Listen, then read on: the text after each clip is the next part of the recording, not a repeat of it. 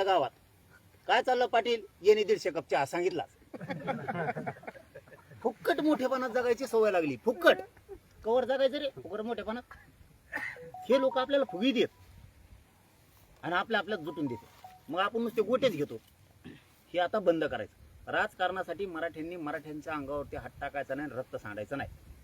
निवडणुकीपुरतं राजकारण करायचं. मी म्हणत नाही राजकारण करायचं नाही, राजकारणात आपले लोक असले पाहिजे. पण 15 दिवस एकदा ते नेता म्हणलं पाहिजे मायाला याचं जुटायचं होतं आपल्याला, नाही हिंडाल कसं करायचं, हे जळाले पाहिजे आपल्यावर. इतकं विचारी व्हा. तुम्हाला एक फरक सांगतो. आणि हे राजकारणी लोक बघा, कधी यांचं राष्ट्रवादीचं शिवसेनेत जमत होतं का? भाजपचं काँग्रेसचं शिवसेनेचं अरे बसायला लागलं एकामेका. ते तुम्हाला काही डोके आहेत का नाही सळडेत तुमचे? आपण यासाठी केल्या दुष्पाने कुठे गेले आता? हे सगळे मंत्री पदासाठी एकमेकाच्या प्रॉपर्टी वाचवत म्हणून कोण कोणाच्या पक्षात चाललंय मिळ नाही. परदेशी एकीकडे होतं, मला एक मागं मंत्री भेटायला आंदोलनाच्या काळात.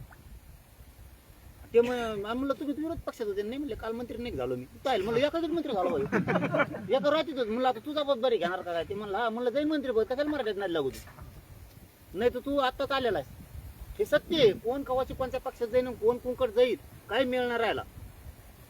सगळे स्वार्थी दुनिया झाली. हे मराठ्यांनी समजून घ्या. तुम्ही सुद्धा तुमच्या जातीसाठी लेकरा बाळासाठी स्वार्थी व्हा म्हणतोय मी. तुमच्यासाठी, माझ्यासाठी नाही. तुमचे लेकरा बाळा, तुमची जात मोठी झाली पाहिजे, उंचीवर गेली पाहिजे. तुम्ही स्वार्थी बना. हे सगळे स्वार्थी झाले आणि आपण एक जीवाने लढू. आपल्या समाजावर अन्याय झाला, आपण लढून संघर्ष करून न्याय देऊ समाजाला. फक्त एक विचारानं राहत जा, कोणी काही बाईट दिल्या की त्याच्यावर विश्वास ठेवून लगेच हो म्हणा जायचं नाही.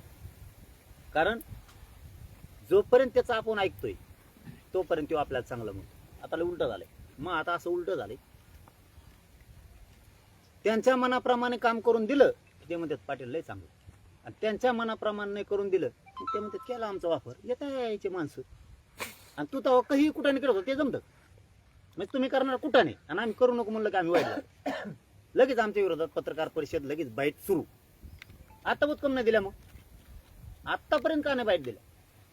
कारण तुम्हाला वाईट करून दिलं की मग आम्ही लई चांगले, आणि वाईट करून नाही दिलं की लई आम्ही बेकार.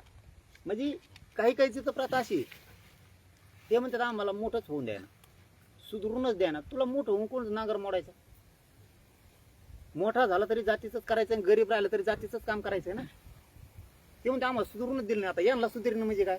सरकारकडून पैसे घेणे, यांना देणे. इकिरीच ना म्या जात, किंवा मग सरकारकडून पद घेणे, यांना देणे.